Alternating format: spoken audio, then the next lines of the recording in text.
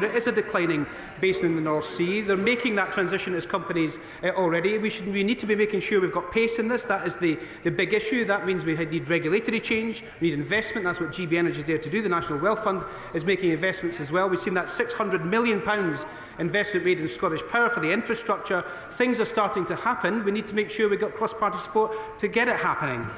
Martin Rhodes. Question number 2, Mr Speaker. Minister. The National Wealth Fund has made its first Scottish investment in the Glasgow City region, which is one of 4 areas across the UK selected for strategic partnerships with the National Wealth Fund to unlock private investment opportunities. And the Secretary of State, of course, meets regularly with the Deputy First Minister to discuss economic growth, which is this government's #1 priority. I thank the Minister for her reply. Would she agree with me that in recent years we have witnessed the benefits of further devolving powers to cities and city regions that has created tailored policies to better serve communities? Yet in Scotland, devolution appears to have stalled at Holyrood, with little appetite to pass powers further down to our cities, towns and communities. Does she agree that the recent Glasgow City region devolution proposal makes a compelling case for further devolution to the Glasgow City region? Minister. It does, Mr Speaker. But I'm afraid the SNP seems determined to hoard powers and funding for themselves rather than see them pass to communities. And there's no better example of that, Mr Speaker, than the Labour-run council in South Lanarkshire proposing £8 million for Hamilton Town Centre, only for the SNP to do what? Vote against it. That's why voters in Hamilton, Larkhall and Stonehouse should back a real local champion, Labour's Davy Russell, tomorrow. Rushworth. Number 3, Mr Speaker. From bench. Number 3.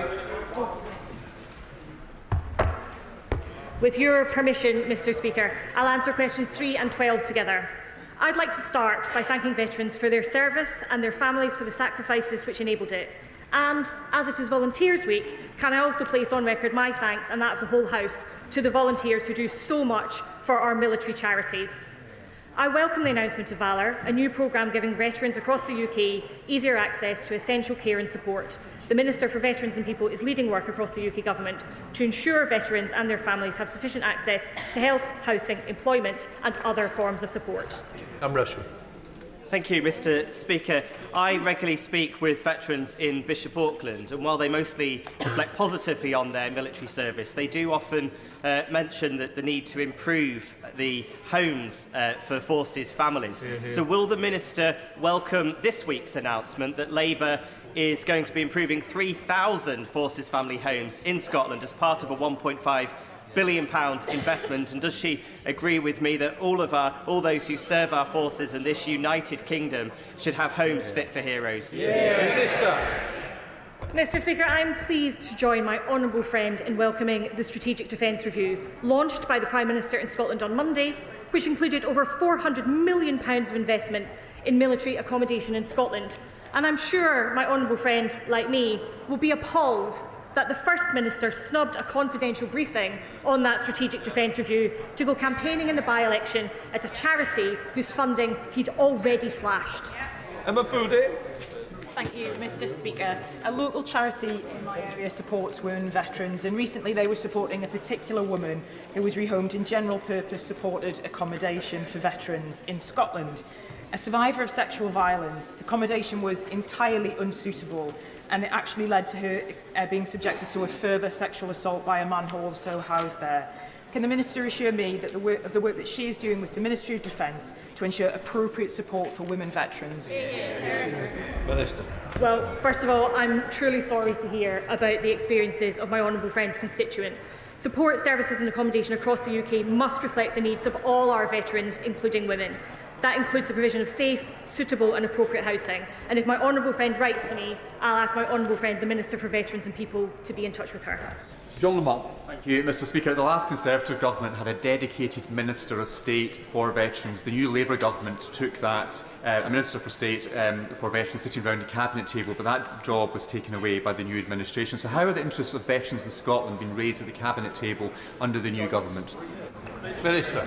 Mr Speaker, the Minister for Veterans and People is doing sterling work. His advocacy has helped ensure that Labour will improve 3,000 Forces family homes. We are investing £1.5 billion of investment across the whole UK, and I'm sure he, like me, watched with interest the strategic defence reviews launch in Scotland and then in this chamber, with admiration for what the Minister for Veterans and People is doing for veterans, but also for those who currently serve us with such distinction. Josh Dobrin.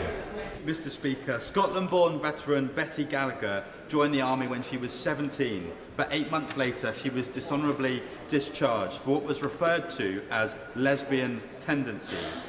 Today, Betty runs thriving LGBT hub Born Out LGBT in Eastbourne and founded Eastbourne Pride. Will the Minister thank Betty for her service to our country and advise on how she and other veterans can seek justice for the discrimination they were subjected to? Minister.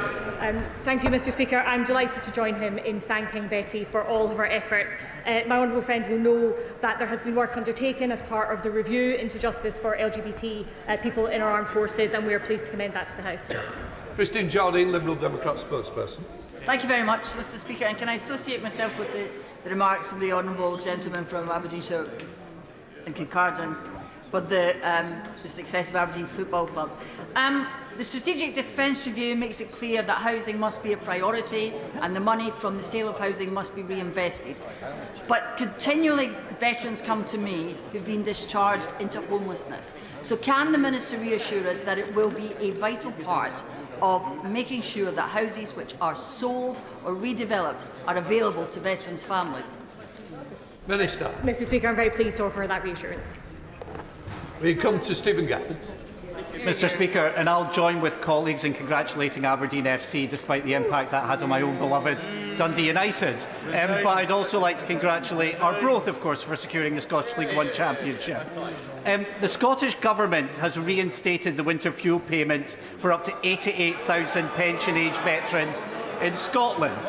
But the Prime Minister said it was right to slash the winter fuel payment. Was the Prime Minister right to slash it? Mr. Speaker, the member will be perfectly aware, as indeed everyone in the House will be, that questions about the winter fuel payment in Scotland are devolved to the Scottish Government. Decisions made in Scotland are therefore the responsibility of the Scottish Government. But I'm very pleased to reiterate to the House what the Prime Minister and the Chancellor have said, that this was a difficult decision, and now that we have a little more breathing space, we are very pleased to be making changes to help more pensioners. Stephen Gafford. Speaker, well, I see that we're not going to get a straight answer out of the Minister any more than people in Hamilton got a straight answer out of their candidate, and that'll be why they're sinking without trace. So let me put it this way. Does the Minister think that the Prime Minister was right to have slashed the winter fuel payment from up to 1 million veterans across the UK? Minister. Mr. Speaker, when this government took office, we inherited a £22 billion black hole that required emergency action to deal with. We said at the time it was a difficult decision we did not want to make, and now we're very pleased to be in a position where we can reconsider it. Wendy Chin. Mr. Speaker. Minister. Mr. Speaker, Scotland's universities are of course world class, but I'm very concerned about the financial difficulties being faced by several of them. Higher education, as you'll know, is a devolved matter, and Scotland's universities, their staff and their students all need a Scottish Government with a proper plan to turn this crisis around. Wendy Chamberlain. Thank you, Mr. Speaker. International students are hugely valuable, not just through sharing of cultures and knowledge, but to our universities and the local economies around them. And in North East Fife in 2021-22, this was estimated at £159 million. What discussions has the Minister had with the Scottish Government about the economic impact of the reforms for international students in the Immigration White Paper? And can she update the House if indeed an economic impact assessment has taken place? Minister. Mr. Speaker, we're in ongoing discussion with the Scottish Government and with Scottish universities, but I want to be absolutely definitive about this because there's been some confusion in the press. Education policy is devolved, and the international student levy will not apply in Scotland unless the Scottish Government decides to introduce it. I met with University Scotland just this week and made this point very clear, and I'm pleased to do so again today. Total crime. Mr. Speaker, the university sector is important to grow the Scottish economy, but so is tourism too. And can the Secretary of State enlighten me on these jet safari trips taking place from Clacton to Scotland, allowing former bankers to patronise the locals miss the big picture and be back in England in time for a pint of warm beer by lunchtime? Minister. Mr Speaker, I think I did hear something about the member for Clacton getting lost in Hamilton this weekend, skulking behind the bins before he was sent packing by the good people of South Lanarkshire. Of course, the only local candidate in that by-election is Labour's Davy Russell, who stand up for his community against the division peddled by both the SNP and Reform. Sir Desmond Swade. Sir. Secretary of State. Mr Speaker, the honourable gentleman will have heard me remind the House on a number of occasions that it was John Swinney himself who said that education was the defining mission of his SNP government. Yet earlier this year we got the news that standards of attainment in Scotland schools are declining across the board, and shamefully outcomes for young working class kids are getting worse. The attainment gap is widening and the Scottish Government has failed a generation. They can't be allowed a third decade in power to continue that damage. Scotland's teachers, parents and pupils all deserve better standards in our schools. Sir Desmond Swade. It's caused that the system, which was once the benchmark for all others, to become such a disappointment? Yes, MP. Yes, Mr. There's a very simple answer to that question, Mr Speaker. The SNP Scottish Government. Thank you, Mr Speaker. When my right honourable friend discussed with SNP ministers the huge employment opportunities created for young people in Scotland by this government through announcements made this week, will they impress upon them the urgent need they finally tackle the persistent and in some areas widening attainment gap for people from poorer backgrounds they presided over, not only in Fife but also in South Lanarkshire, where these concerns have often been raised by residents of Hamilton, Larkhall and Stonehouse? Secretary of State. Mr Speaker, I don't know if the House will know this, but last year 1,351 pupils left high school in Scotland without a single qualification to their name. 1 in 6 Scots are not in education, employment or training, and that is the legacy of the SNP Scottish Government. And what have they done about jobs and growth? They're against the defence industry, they're against the trade deals with the EU, India and the US, they're against young Scots in Scotland. Euston. Question number 6, Mr Speaker. Minister. Mr Speaker, our recent trade deals with the United States, India and the EU will improve access to vital markets for businesses in both Scotland and Northern Ireland. These are deals with the most populous country in the world, the richest country in the world and our most important trading partner. I recognise the importance of economic cooperation between Northern Ireland and Scotland, and indeed earlier this week I met with my honourable friend, the member for South Antrim, and a local business to discuss exactly this. Mr Speaker, would the Minister consider setting up a meeting with the Secretary of State for Northern Ireland to consider creating a trade fair between Northern Ireland businesses and Scottish businesses? This would create networks, possibly create jobs, and would be great for the economy for both Northern Ireland and Scotland, and would certainly go down well with businesses in North Down, my constituency, and right across the UK. Mr Speaker, I'd be delighted to see more trade between Scotland and Northern Ireland, and will very happily meet with colleagues in the Northern Ireland office to explore that. Alan Gamble. Speaker, Scotland and Northern Ireland set to benefit from this government's trio of trade deals. Does she agree with me it's astonishing the SNP stands with the Tories and Reform against an EU trade deal that's good for Scotland, and that after almost 20 years in government the SNP have no plan for Scotland? 1 in 6 Scots on NHS waiting lists, Ayrshire ferries late and costing £1 billion, 1 in 6 Scots not in education, employment or training, and no plan for the defence of our union. Mr Speaker, I agree with my honourable friend that it's absolutely astonishing that we see ranged on the benches opposite numerous people who have talked down the potential of Scotland's exporters, who said that there isn't any benefit to be had from these deals, from a Scottish business sector that is desperate to grow, desperate to export, and is delighted with these 3 trade deals that will make such a difference to them. Secretary of State Andrew Thank you very much, Mr Speaker.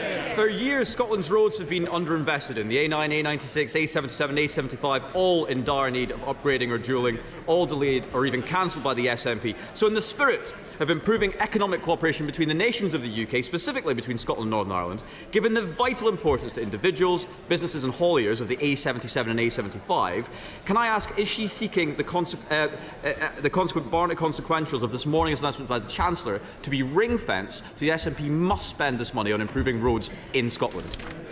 Minister. Mr Speaker, I'm delighted to confirm that we're in ongoing conversation with all relevant parties, but yes, we would like to see an increase in trade and the transport infrastructure that supports it. Lawrence Sullivan. 7, please, Mr Speaker. Respect. With permission, Mr. Speaker, I will answer questions 7 and 9 together. Mr. Speaker, as a former publican, I know these are hard times for businesses on the high street. We're investing £200 million in our plans for neighbourhoods in Scotland, with £20 million worth of funding for towns including Irvine, Greenock, Kilmarnock, Coatbridge, Clydebank, Elgin, Dumfries, Arbroath, Peterhead and Kirkwall. Of course, it would help if the Scottish Government extended business rates relief to retail and leisure businesses, as is the case south of the border. Many businesses in Scotland are asking where that money went. Does the Secretary of State agree with me that it was astonishing that the SNP voted against the £8 million to regenerate Hamilton Town Centre? And that only Labour's Davy Russell will stand up for local people, jobs and services?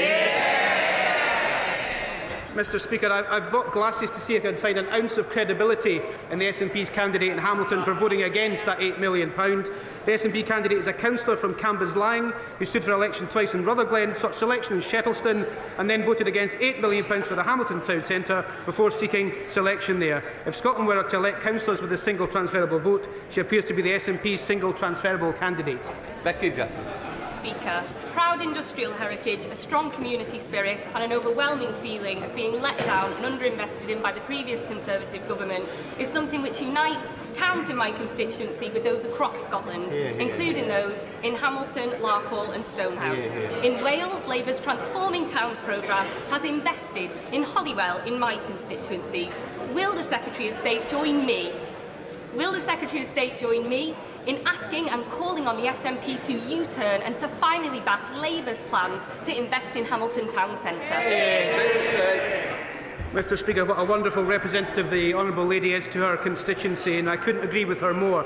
The SNP candidate is yet to explain to voters in Hamilton, Larkhall and Stonehouse why she voted against the much-needed £8 million investment in Hamilton Town Centre. I hope she will explain before tomorrow's vote. If she doesn't, everyone should back Labour's Davy Russell. Stephen Flynn. I'll tell you what's bad for town centres, and that is job losses.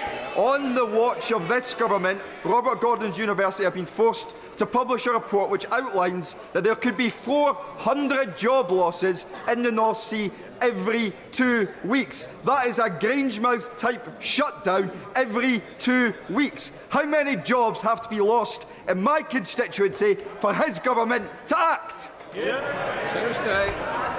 Mr. Speaker, the leader of the SNP in this House voted against the setting up of GB Energy in his own constituency that are creating jobs in Scotland. He's against the EU trade deal. He's against the US trade deal. He's against the India trade deal. He is bad for jobs and they should go.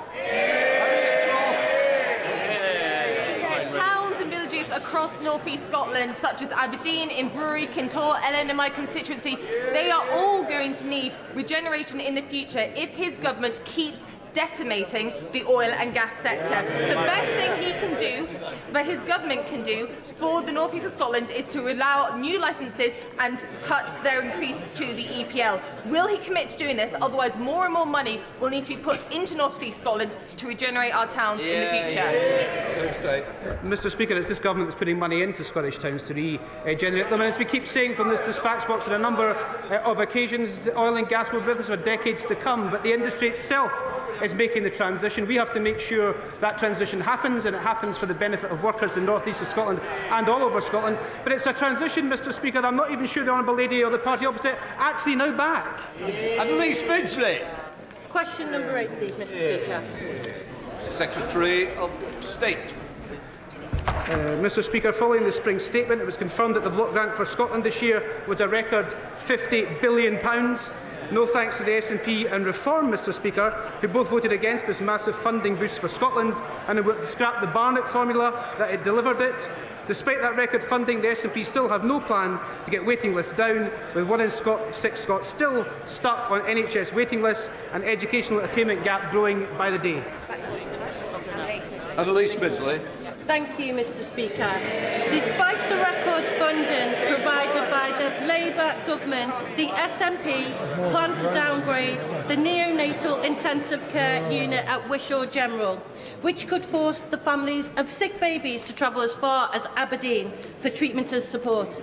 Does he agree with me that the SNP cut should be reversed?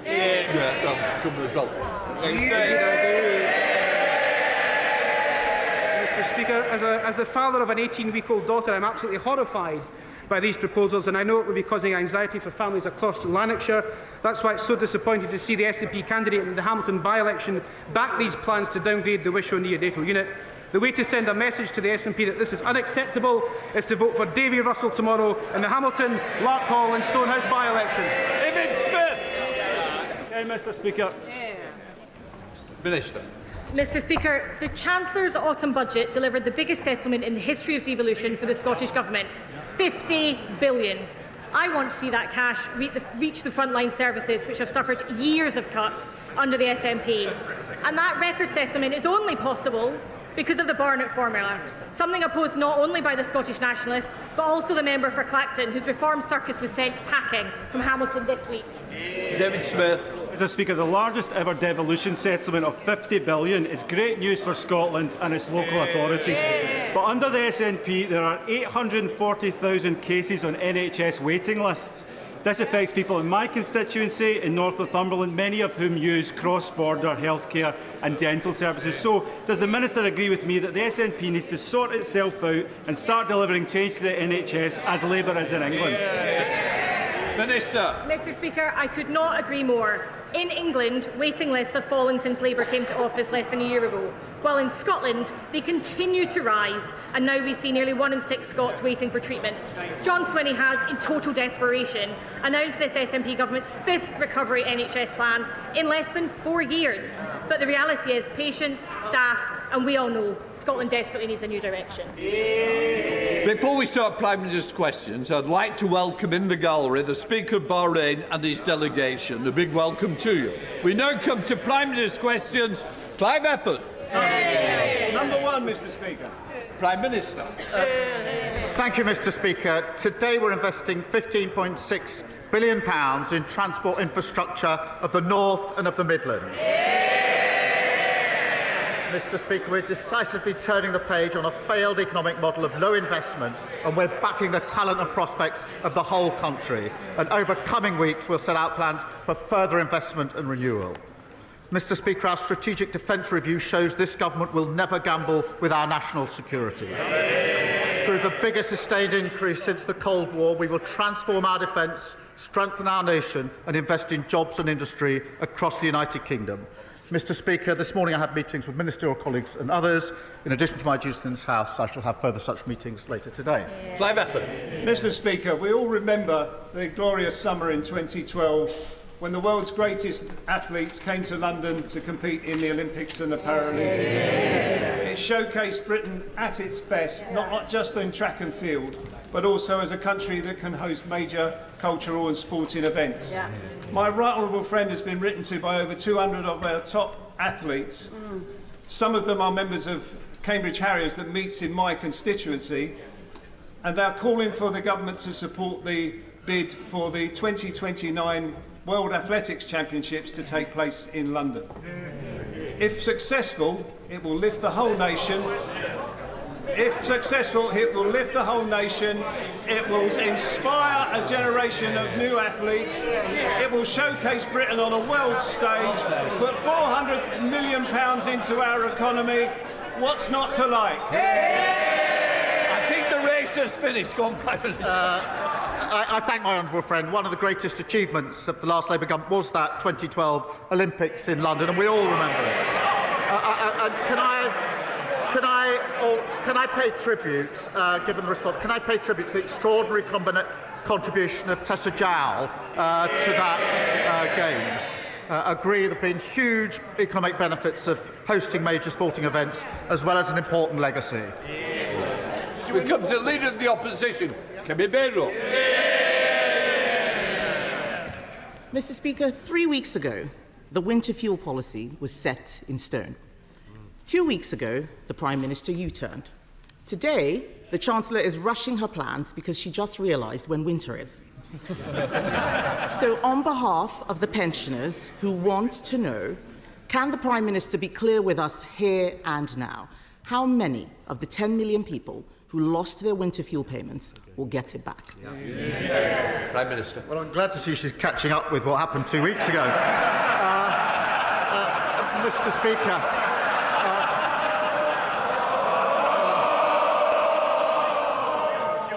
Mr. Speaker, at the budget, we took the right decision to stabilise the economy because of the £22 billion black hole that they left. And the signs, we took the right decisions. The growth figures are up, the interest rates have been cut, and we got 3 trade deals. So we will look again, as I said 2 weeks ago, at the eligibility for winter fuel, and of course we'll set out how we pay for it. But because we've stabilised the economy, Mr. Speaker, we on this side are committed to the triple lock, and that increased pensions by over £400 this April. On their side, they say the triple lock is unsustainable, and I think her position is she wants to means test it. Mr. Speaker, the Prime Minister clearly has selective amnesia. I asked him 3 questions about the winter fuel payment 2 weeks ago, and he was floundering. The fact is, he hasn't answered the question I asked him. He hasn't answered the question I asked him. He can't tell us who will get the payments. All we see is U-turn after U-turn. His head must be spinning. Will he apologise now for taking the payments away in the first place, including to his own backbenchers? And can he tell us how he's going to pay for this? Well, Mr. Speaker, we took the right decisions at the budget because we needed to stabilise the economy. She needs to apologise for the fact that they left the economy in a terrible state. We had a mini-budget which blew up the economy, and we were left with a £22 billion black hole. When she gets up, perhaps she should apologise for that.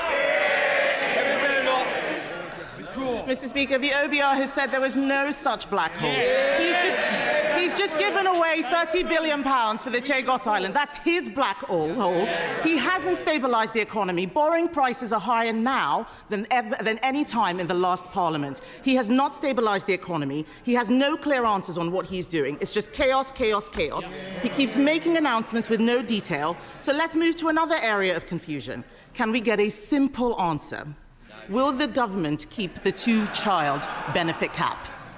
Mr. Speaker, I'm absolutely determined that we will drive down child poverty. That's one of the proudest things of the last Labour government. That's why we've got a task force. That's why we've got a strategy, and we'll set out that strategy in due course. But we drive child poverty down. Under them, poverty always goes up. I didn't ask him about a task force. I asked him if he will keep the 2-child benefit cap, and he doesn't know. It's just chaos and uncertainty. He has no details. He is briefing something and causing a lot of confusion to the people out there. But on that 2-child benefit cap, Mr. Speaker, I'll tell him this. I believe in family, but I also believe in fairness. Yes. On this side of the House, we believe that people on benefits should have to make the same choices on having children as everyone else. What does the Prime Minister believe? Mr. Speaker, I believe profoundly in driving down poverty and child poverty. That's why we'll put a strategy in place. But she talks about head spinning. There's only one leader, Mr. Speaker, who's been praised this week by the Russian embassy. And if she carries on echoing Kremlin talking points like this, Reform are going to be sending her an application form for membership. Mr. Speaker, I asked the Prime Minister what he believes in. He had to look in his folder to find the answer. His MPs behind him know what they believe in. He doesn't know. Mr. Speaker, he has been in government for nearly a year. It's only going to get harder. Yes. He's been in government only a year. It's only going to get harder and harder. The canned forced laughter, the planted questions, all of this is going to disappear because at every single point, things are getting worse. He has to ask Morgan McSweeney what it is that he believes in. But the fact is the chaos is being felt in the economy. The Chancellor said she would not be coming back with new tax rises, but she will have to pay for all of these U-turns which she's announcing out there, isn't she? Prime Minister. Mr. Speaker, I'm going to look in my folder because here I've got the quote that she had on Sky News. I will read it, thank you. It's what the Leader of the Opposition says. It's worth listening to. What she said was this. Sky News, Mr. Speaker, Israel is fighting a proxy war on behalf of the United Kingdom, just like Ukraine is on behalf of Western Europe against Russia. Well, that was certainly noticed in the Russian embassy, because they put out a statement saying the leader of the opposition has finally called a spade a spade. Ukraine is indeed fighting a proxy war against Russia on behalf of Western interests. And they went on to say the illegitimate Kyiv regime, created, financed and armed by the West, has been at it since 2014. So they endorsed, they want the detail. I've given the quote. That's what Russia said in response. She asked me what I believe in. I believe in standing by Ukraine and calling out Russia as the aggressor. Mr. Speaker, it was our government that stood behind Ukraine and led the way in Europe. Everything he has said this afternoon is total nonsense. Obfuscation, avoiding the question. He doesn't have any answers. It's disgraceful. I asked him, Mr. Speaker, about the two-child benefit cap. He's talking about the Kremlin. He's saying everything he can to distract from the mess he is making of our economy. The OECD has downgraded growth for the next 2 years. He can't rule out tax rises. The police chiefs are saying they don't have the money they need to keep the public safe. Just as he's releasing more criminals onto the streets. His cabinet are squabbling with each other. They've said that they've lost control of the borders, but he still managed, Mr. Speaker, to find £30 billion to give away the Chagos Islands. This is total and utter chaos. 2 weeks ago, he was crowing about his historic trade deal and how he got 0% tariffs on steel. Now the steel industry will face 25% tariffs unless he does exactly what President Trump tells him to. It is chaos, chaos, chaos. And isn't the root of the chaos, Mr. Speaker, that it is about this Prime Minister, his decisions and his judgment?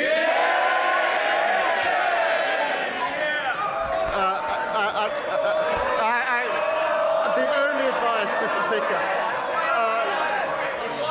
she gets up on a Wednesday morning, scrolls through social media, never does any of it. We're the only country in the world that isn't paying the 50% tax on steel. And we're working in the US, and that will be coming down. We are working on it to bring it down to zero. That is going to happen. Order. Please. Let's listen to the answer, even if you don't believe you're getting one. It is how the Prime Minister wishes to.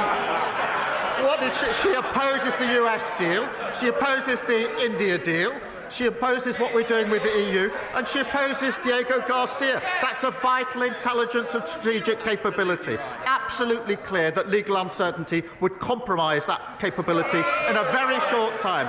No responsible Prime Minister would ever let that happen. We have secured the long-term basis for the base. That has been welcomed by Mr. Speaker, welcomed by the US, NATO, Australia, New Zealand, India. They're our allies. It's been opposed by our adversaries, Russia, China and Iran. And into that column we have reform, presumably following Putin, and the Tories following reform. Claire Hammer.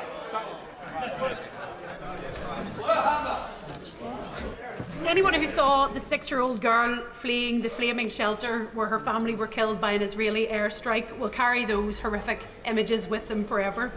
These are very dark days, and Gaza is a stain on the soul of humanity, and it is a further shame that there is more moral clarity coming from Ms. Rachel on YouTube than there is from many world leaders who are complicit in silence. The Prime Minister said this week that Britain must be ready for war, and I ask, after tens of thousands of deaths, after a generation of Gazans stunted by hunger and trauma, when will it be ready for peace? When will it help to stop this genocide? When will it hold the Israeli government to account? And when will it recognise the State of Palestine?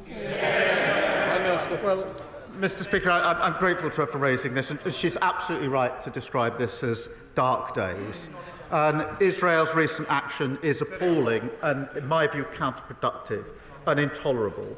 And we have strongly opposed the expansion of military operations and settler violence and the blocking of humanitarian aid. Mr. Speaker, you will have seen we've suspended the FTA talks and sanctioned extremists supporting violence in the West Bank. We will keep looking at further action along with our allies, including sanctions. But let me be absolutely clear. We need to get back to a ceasefire. We need the hostages who've been held for a very long time to be released. And we desperately need more aid at speed and at volume into Gaza, because it's an appalling and intolerable situation. Leader of the Liberal Democrats, Sir Ed David. Thank you, Mr. Speaker. Can I start by welcoming reports that the Chancellor will give winter fuel payments to more pensioners this winter? Though, because we still wait the details, we will reserve our full judgment. But, Mr. Speaker, can I recognise the efforts of the Prime Minister to pull out all the stops to avoid President Trump's damaging tariffs? A letter from the King offering to water down online safety laws, even trying to send the Open to one of Trump's golf courses. The Prime Minister thought he'd secured 0% tariffs for British steel, but now Trump is threatening us with 50% unless we comply with his new 5-week deadline. Mr. Speaker, this is classic Trump, changing the terms of a deal he had already agreed.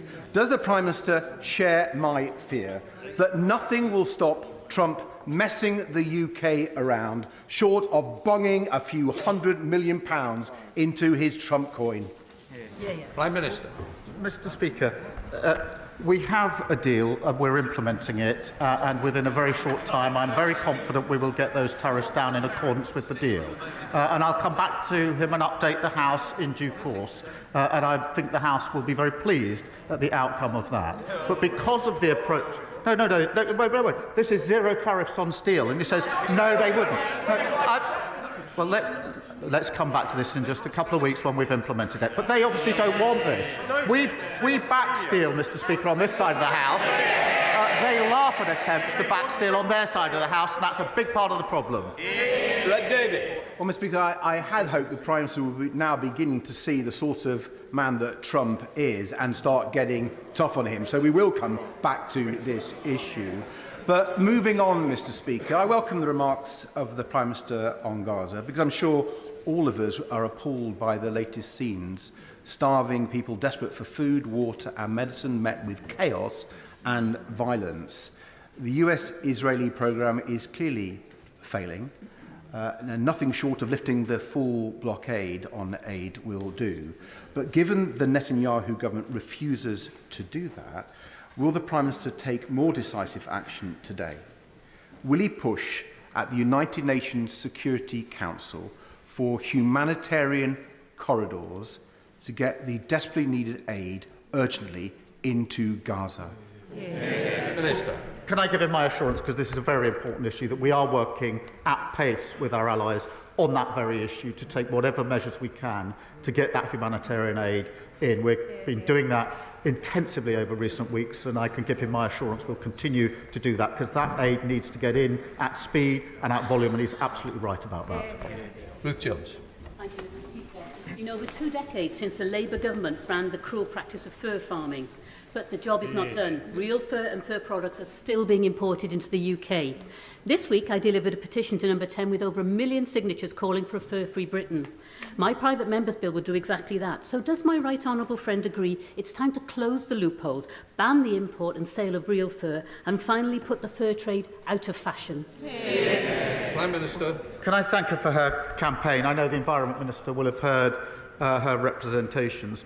We have commissioned the Expert Animal Welfare Committee to produce a full report on responsible sourcing of fur to inform the next steps that need to be taken, and we're committed to publishing an animal welfare strategy later this week. Rachel Reeves. Mr. Speaker, my constituent Molly is a single mother caring for a child with cancer. She cannot work because of her caring responsibilities. Since January, she has tried to claim disability living allowance and universal credit, but faced constant DWP bureaucracy. This bureaucracy is continuing right up to yesterday, when she received yet another frustrating letter from the DWP about her DLA. Will the Prime Minister assure Molly and others like her that his government is doing all that it can to help, and visit Tiverton and Minehead to see these challenges firsthand and work with me to find a solution? Prime Minister. Well, I can thank her for raising this case, and I'm deeply sorry to hear about Molly's situation. We are improving the lives of those that need it, but what I'll do, with her permission, the Secretary of State, the DWP, has just said to me, I'll look into the case. So if she could provide the details, I'll make sure that it gets proper attention and that we can deal with the particular problem she's raised. And I'm grateful to her, and I'm sure Molly is, for raising it. And I hope now we can take the action that's necessary. Alex Burrows. Mr. Speaker, in Wales, we will never forget how our steel industry was neglected by the Conservative government. They made unfunded promises, they refused to make critical decisions, and they left Port Talbot on a cliff edge. So can I welcome the news overnight that this Labour government has secured an exemption for our steel industry from the latest US tariffs, a deal secured by this Labour Prime Minister. Can I ask the Prime Minister if he will take this opportunity to update the House on what further work he is doing in order to support our steel workers across Wales and across our United Kingdom? Prime Minister. He's doing great work with the Welsh Labour colleagues to champion working people in Wales. Mr. Speaker, the United Kingdom is the only country in the world which won't be subject to the additional tariffs announced today, the only country in the world, and we are working with the US at this moment to swiftly implement the agreement that we've reached, which will see the 25% tariffs removed. We want that, they don't want that, and that's crucial. That is crucial for British jobs. We fought tooth and nail for our steel industry, saving jobs at British Steel and improving the deal at Port Talbot, and we'll continue to do so. Brendan O'Hara. Thank you, Mr. Speaker. The Prime Minister has repeatedly told this House that it is not for him or his government to determine what is and what is not a genocide. But that position is no longer tenable, because at the High Court recently, the Prime Minister instructed his lawyers to argue that in Gaza, and I quote, "no genocide has occurred or is occurring." So the truth is, his government has made a determination. The question is, does he have the courage of his convictions, and will he repeat from that dispatch box what he told his lawyers to argue in the High Court, that he believes that no genocide has occurred or is occurring in Gaza? Prime Minister. Mr. Speaker, I've said that we are strongly opposed and appalled by Israel's recent actions. I've been absolutely clear in condemning them and calling them out, whether that's the expansion of military operations, settler violence, or the dreadful blocking of aid. It's completely unacceptable. We must see a ceasefire, hostages must be released, and there must be aid into Gaza. But he talks about peace and security, Mr. Speaker. Compare their party, as I understand it, at this moment of global instability, as we go into a new era. What do they want to do? They want to get rid of the nuclear deterrent, the single most important capability that we have to keep the UK safe, harming the industry and harming the country. Rem Downey. Thank you very much, Mr. Speaker. Carnegie UK was established by Dunfermline-born philanthropist Andrew Carnegie, and they found that people under 49 are twice as likely to have been negatively impacted by the rising cost of living compared to those over 65s. Mr. Speaker, it's vital we increase opportunities for younger people and help put more money in their pocket. But sadly this week we saw the Scottish Government seek to close off an opportunity for young people by refusing to support new skills investment from Rolls-Royce, while the college sector in Scotland also warns of a funding crisis. Can I ask the Prime Minister what more he is doing to make sure young people in Scotland get the opportunities they deserve despite a failing and stagnant SNP Scottish Government? Prime Minister. Well, I thank him for raising this. At a time of global conflict, it is staggering that the SNP policy is to block an £11 million investment for a new national welding centre on the Clyde. To block it. I was there, Mr. Speaker, earlier this week. I saw the huge potential for apprenticeships, for job opportunities and for young people. I support it, they block it. In England, Mr. Speaker, we're backing 120,000 more apprentices and £3 billion of funding as part of our plan for change. And despite the highest funding settlement in the history of devolution, they're cutting college budgets, they're blocking opportunities, they have no plan for Scotland's future. Sir Poachin. Given the Prime Minister's desire to strengthen strategic alignment with our European neighbours, will he, in the interests of public safety, follow the lead of France, Denmark, Belgium and others and ban the burqa? Prime Minister.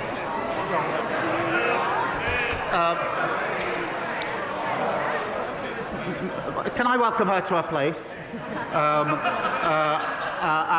But I'm not going to follow her down that line. But now she is here and safely in her place, perhaps she could tell her new party leader that his latest plan to bet £80 billion of unfunded tax cuts, with no idea how he's going to pay for it, is Liz Truss all over again. Although, considering I think she was a Conservative member when Liz Truss was leader, she probably won't. Dr. Scott Arthur. Thank you, Mr Speaker. During recess, I visited Scottish Action for Mental Health's Red Hall Walled Garden, which I'm proud to say is in Edinburgh South West. It has operated for decades as a therapeutic horticultural centre supporting adults with mental health problems. Like similar community mental health services across Scotland, it is now under threat. It faces potential closure due to chronic underfunding of IGBs by the SNP government. Yep. Does the Prime Minister agree that facilities like Red Hall Walled Garden should have been a priority for the SNP when deciding how to spend the record funding settlement Scottish Labour MPs won for Scotland? Prime Minister. What my honourable friend describes is how health services in Scotland are utterly broken under the SNP. From people waiting too long for mental health support in his constituency to the Wishaw neonatal unit in Hamilton, which the SNP are threatening to downgrade. In 2021, the SNP said they recruit 1,000 more community mental health workers. They utterly failed to do so. If the SNP had a plan to fix Scotland's NHS, they'd have done it by now. Scotland needs a change of direction. Thank you, Mr Speaker. Sir John Cunliffe's interim report published yesterday laid out the fundamental changes that are needed for our water sector. This is felt no more acutely than in my constituency of Chichester. We have a harbour that's in an unfavourable declining condition and sewage is blighting our tourism industry. But with water bills from Southern Water rising by 47% for my constituents, can the Prime Minister tell them when they can expect to see the real change that this government promised and our waterways cleaned up for good? Well, can I share her anger and frustration at the broken water system that we inherited, with frankly appalling sewage, higher bills and executives paying themselves huge bonuses. And the era of being rewarded for failure is over. We've launched a record 81 criminal investigations into law-breaking water companies in England, introduced the Water Act with prison sentences for polluting bosses and banning unfair bonuses, and will respond to the Independent Water Commission in full following the publication of the final report. David Taylor. Thank you, Mr Speaker. The proposed Hemel Health Campus, a partnership between the NHS and the Council, presents a perfect opportunity to deliver on Labour's commitment to neighbourhood-based care, bringing services closer to where people live, in facilities designed around their needs. It can also help to regenerate our town centre. Does the Prime Minister agree with me that it is essential that all stakeholders involved in the project are as ambitious as possible and work to deliver a community hospital that builds on the services currently available and reflects the evolving needs of our town? Prime Minister. Well, can I pay tribute to how he's bringing people together to deliver better care in the community that meets the needs of his constituents. The proposals for the health campus will be open to public consultation. I'd urge the whole community to input into that to ensure the strongest investment case is put forward. I'm pleased that waiting lists in his local trust have fallen by a fifth since March 24 because of the investment that we've put into the NHS, which of course was opposed by the parties opposite. I'm going to put together. Thank you, Mr Speaker. Over the past few months, I've been meeting with care providers in my constituency of Stratford-on-Avon who deliver essential and expert care to some of my most vulnerable constituents. But like so many small businesses, they're under huge financial pressures, and the hike in national insurance is yet another burden many can't afford. I welcome the government party U-turn on winter fuel payment cuts following pressure from these Liberal Democrat benches. So when will the Prime Minister offer relief to care providers and other small businesses and U-turn on the punitive hike to national insurance? Prime Minister. Mr Speaker, we announced £502 million to support local authorities to manage the changes in NICs. We put £3.7 billion in additional funding for social care, doubled the disabilities facilities grant, and introducing the first ever fair pay agreement for professional carers, including minimum standards for pay. But I would just gently say to her, her party opposed the budget which provides the money for the funding. You can't keep asking for more spending and oppose a budget which raises the money. Natalie Fleet. Thank you, Mr Speaker. The first constituent to reach out to me was a brave bowls-over mummy who had waited 4 years, 5 months from rape to prosecution, with 3 postponements and multiple suicide attempts. I will do everything I can to use this chamber to speak out for women that are being so badly let down. How will the Prime Minister support me to make sure that when these survivors, these formidable women across the country come forward, they will get justice and there will be space in our prisons for their perpetrators? Prime Minister. Can I thank her for raising this case so powerfully and everything that she's doing on it? The case she's outlined is utterly shameful, and for far too many victims are waiting too long for justice. Mr. Speaker, we're delivering a record number of sitting days, reviewing criminal courts to speed up the hearing of these cases and have as a mission to halve violence against women and girls. She talks about the prison system. The party opposite left the prison system on the brink of collapse, routinely operating at 99% capacity because in 14 long years they only added just 500 extra places. We will deliver 14,000 new prison places so the public are protected from these vile offenders. Thank you, John. Thank you, Mr. Speaker. The Prime Minister told us during the general election that he is a socialist. What's been more surprising is to find out in the last couple of weeks that the leader of the Reform Party might be one too. As the Chancellor puts the spending review and locks it down, will the Prime Minister please remind her of Mrs Thatcher's all too pertinent observation that the trouble is with socialism is that eventually you run out of other people's money to spend.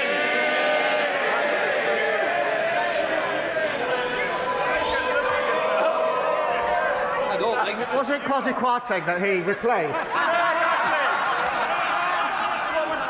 And now he stands there to give lectures on economic prudence. You couldn't script it. But, Mr. Speaker,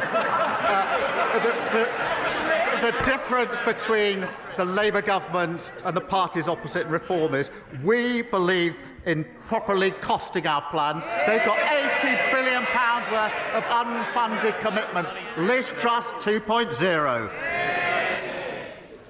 Chris Webb. Thank you, Mr. Speaker. Blackpool's own boxing champion Brian Rose uses his gym to tackle knife crime, antisocial behaviour and give young people a safe space, demonstrating the significant impact of amateur gyms. Thousands of these amateur gyms up and down the country operate on a shoestring and can't afford to keep the lights on, reliant on brilliant charities like Maverick All-Stars, Empire's Fighting Chance and Matchroom in the Community. Would the Prime Minister join me in thanking these charities, praising the volunteers in these gyms, and will he throw a haymaker behind these gyms, giving them the knockout support they need to continue their vital work? Well, can I thank him? He's a great champion for how amateur boxing gyms can transform both physical and mental health and confidence in young people. And the time, I have to say, given by selfless volunteers is inspiring, and we should thank them for it. England Boxing are investing £9 million in the sport, and GB Boxing will also receive more than £12 million during the next Olympic Games cycle. And I know my honourable friend will be looking forward to Liverpool hosting the inaugural World Boxing Championship, I think, in September. Thank you, Mr. Speaker. Since July, health services in my constituency have got worse. The Chase Hospital may close. In Borden, the promised health hub has not arrived. And in Haslemere this week, we've learnt that inpatient wards are being closed because of a lack of GP cover. The Prime Minister promised hundreds of more GPs. Could he possibly send one or two of them to Farnham and Borden? Prime Minister. Mr. Speaker, I remind myself they left the NHS on its knees. The last Labour government brought the waiting list down to record lows. They drove them up to record highs. The last Labour government had the highest possible confidence in the NHS. They dragged it down to the lowest ever levels. Because of the money that we're putting in, we've done 3 million extra appointments in the first year of a Labour government. That's the difference Labour makes in power. David Pinto-Chichinsky. Mr. Speaker, the Environment Agency predicts that 8 million homes, that's 1 in 4 in England, could be at risk of flooding by 2050. But despite this, the party opposite presided over a tripling of the proportion of our flood defences deemed not adequate. By contrast, this Labour government is investing over £2.6 billion in new flood defences, including in the Greenway in my Hendon constituency. Does the Prime Minister agree with me that it's a shame that not all parties share this government's determination to keep homes safe from flooding? Prime Minister. I thank you for highlighting this, because the party opposite left our flood defences in the worst state on record. It's prisons, it's NHS, it's the economy, it's flooding. Every single thing they touched, they broke. We're investing £2.65 million to build and maintain flood defences, and that means 52,000 more properties will be protected by March of next year. Mr Speaker, Glastonbury is experiencing a notable increase in antisocial behaviour. St John's Church was recently forced to close its doors after gravestones were reportedly used as counters for drug transactions. Constituents Peter and Melanie told me that people have been targeted when collecting their pensions with demands for money, leaving them feeling scared and overwhelmed. The lawlessness is deterring tourists, and business owners have told me trade is suffering. As visitors start to arrive ahead of the Glastonbury Festival, could the Prime Minister reassure my constituents that he will give the police the additional resource that they need to tackle this threatening and menacing behaviour to reduce the devastating crime wave sweeping through the town? Well, she's absolutely right to raise this, and antisocial behaviour massively impacts on individuals and their communities, and that's why we're introducing 13,000 new neighbourhood police and giving them better powers, respect orders, so they can actually deal with what they see on the streets effectively. It's very important that we take this seriously. David Burton-Sampson. Thank you, Mr Speaker. This time last year, Southend United Football Club almost went bankrupt thanks to the mismanagement by the former owner. But on Sunday, they made it to Wembley for the National League playoff finals. And despite being beaten by Oldham Athletic in the 11th hour, it was like the phoenix rising from the flames to see them on the pitch. So will the Prime Minister join me in congratulating Southend United on their outstanding recovery, and give me an assurance that the government's doing all they can to make sure that no club ever has to go through what our club went through? Let me congratulate Southend on what was an incredible achievement. Commiserations for the final result. One of the police officers on my team, Mr Speaker, is an ardent Southend supporter, so I know all about the team and the plans and the stadium and what it means. But I should also congratulate Oldham, of course, for that victory as well. Thank you. Right, final question, Sir David Davis. Thank you, Mr Speaker. In 1999, the Prime Minister produced a book on miscarriage of justice, recommending ways of preventing them or quickly putting them right. But in 2014, people who had been wrongly imprisoned and then exonerated were only allowed compensation if they could prove their innocence beyond reasonable doubt. This ignored the decision of the court exonerating them, and actually meant that 93% of people who had been wrongfully imprisoned, often had their lives destroyed, got no compensation whatsoever. This is an institutional miscarriage of justice. Will he instruct the Department of Justice to review this matter and pay personal attention to actually getting this travesty of justice resolved? Prime Minister. Well, he raises a really important issue that I'm obviously aware of.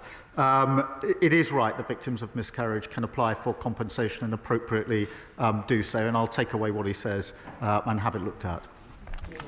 Right, with that completes Prime Minister's questions. Let the front bench change over.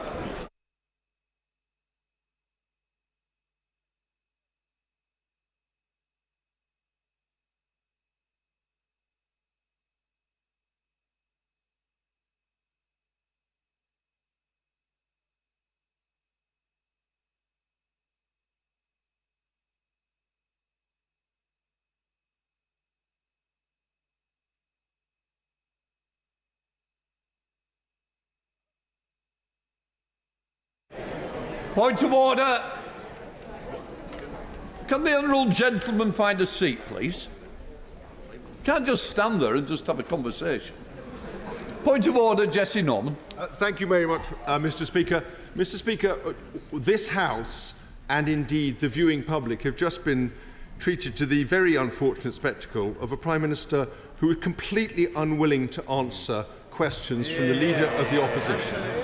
So much so that he entirely changed the subject and started, instead of referring to the child benefit cap, started referring to the Kremlin and Russia. I know that you, Mr. Speaker, pay careful attention to the content of supplementary questions to make sure that they are within scope. Could you give us some guidance as to whether you may be able to control answers when they are wildly inappropriate? Can I just say, as somebody who knows quite rightly how this House runs, also knows that I have no responsibility for the answers that are given by ministers.